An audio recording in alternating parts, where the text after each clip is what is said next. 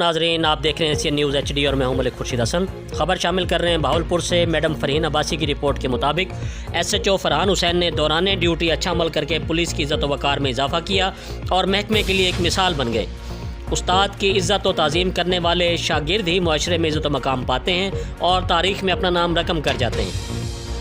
इसी की एक बेहतरीन मिसाल पेश की SHO थाना सिविल लाइन बहावलपुर फरहान हुसैन ने।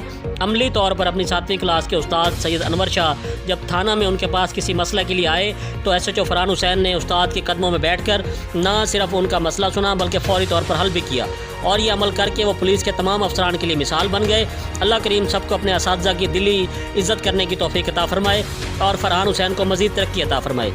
CEO Asian News Malik Khurshid Hasan और उनकी पूरी टीम ने SHO फरहान हुसैन के इस एहसन इक़दाम को सराहते हुए खराज तहसीन पेश किया।